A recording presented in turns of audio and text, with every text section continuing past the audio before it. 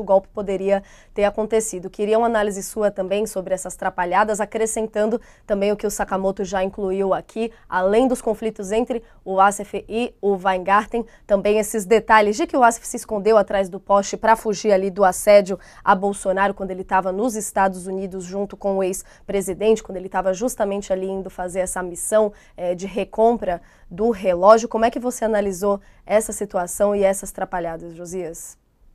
Uma das principais características do Bolsonaro e dos seus cúmplices é o fato de que todos eles são muito, são muito generosos na produção de provas contra si mesmos, né?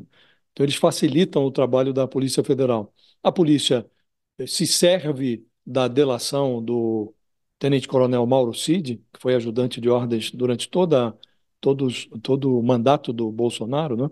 Mas encontrou uma fartura de evidências no, nos equipamentos eletrônicos do próprio Mauro Cid, nos dois celulares que foram apreendidos do, do advogado de estimação dos Bolsonaro, Frederico Wassef, e ele tentou esconder os celulares, mas aí numa batida feita numa noite em que o Wassef estava num shopping, eles fizeram uma revista no automóvel do advogado e apreenderam dois celulares.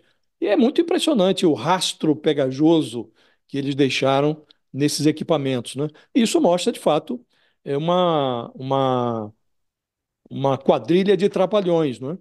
Só que esses trapalhões, eles cometeram crimes variados, né? Desde o roubo de joias do acervo presidencial até a tentativa de virada de mesa da democracia brasileira, né? Então é preciso que os trapalhões sejam tratados como eles de fato são, né? Suspeitos do cometimento de uma variedade de crimes, né? E são crimes que alguns podem dizer, não, mas acabou devolvendo as joias, mas ali, nas páginas do inquérito, fica muito evidente como eles procedem, né? No caso do Bolsonaro, por exemplo, logo que se descobriu que um almirante da Marinha que ocupava o cargo de ministro de Minas e Energia, o almirante Bento Albuquerque, tinha tentado entrar no Brasil com joias trazidas da Arábia Saudita na mochila de um assessor, logo que se descobriu que essas joias foram apreendidas pela Receita Federal e que o Bolsonaro tentou reavê-las na mão grande, o Bolsonaro disse o quê? Não, não sei de joia nenhuma, não pedi, não recebi nenhum presente. Então a primeira reação é sempre negar. À medida que os fatos vão sendo descobertos, aí você vai ajustando as versões aos fatos. Então não é à toa que o Frederico Wassef, numa das mensagens descobertas pela Polícia Federal, ele recomenda, não, a nota tem que ser econômica, nada de muitas explicações, porque eles precisavam de uma explicação vaga que pudesse ser ajeitada à medida que a inconsistência fosse sendo revelada, né? Então, o Bolsonaro, no primeiro momento, disse que não sabia de joia nenhuma, no segundo momento, ele disse que o Mauro Cid tinha autonomia para fazer o que bem entendesse com aquelas joias, que ele não tinha conhecimento de comércio de joias. Quando o Mauro Cid delata, ele vai intimado a prestar esclarecimentos na Polícia Federal, ele silencia, que é o artifício oferecido pela Polícia Federal aos encrencados que, não dispondo de uma boa defesa, tem essa prerrogativa constitucional de não se autoincriminar, né? E agora a defesa do Bolsonaro divulga uma nota que é, sonega explicações sobre o que é inexplicável e constrói ali uma versão que escora a defesa do Bolsonaro em supostos deslizes ou desvios praticados pelo Lula. Então é tudo muito desajambrado, né? Agora, esse é o preço que se paga por exercer a presidência com esse viés criminal, né? E, de fato, a Polícia Federal teve essa aventura de investigar um fato que está relacionado a suspeitos que têm esse hábito de deixar um rastro de provas contra si mesmo, produzem provas em profusão e a polícia demonstra isso no inquérito.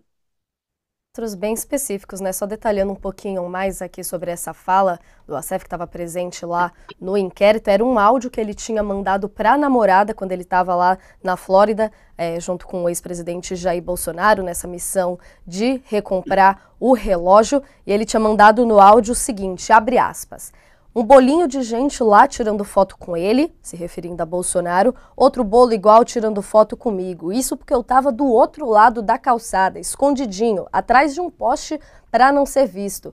Mas não teve jeito. Essa foi a fala citada então, e tem até outros trechos comentando nessa mesma linha de deixar rastros para trás, tal pai, tal filho. Cid também deixou rastros. A gente viu que durante essas trocas de mensagens sobre o caso, ele chegou a apagar mensagens de WhatsApp que ele tinha trocado com Marcelo Câmara, por exemplo, ex-assessor de Bolsonaro, mas deixaram ali pistas para a PF descobrir. Inclusive, ele fez, que nem todo mundo faz, aquele esquema de você encaminhar a mensagem para si mesmo. Eu tenho um grupo comigo mesma no WhatsApp, só que no caso não estou negociando nada ilegal ali. Ele fez isso que permitiu a PF a conectar, entender que ele estava falando ali, estava mandando fotos do kit de ouro branco.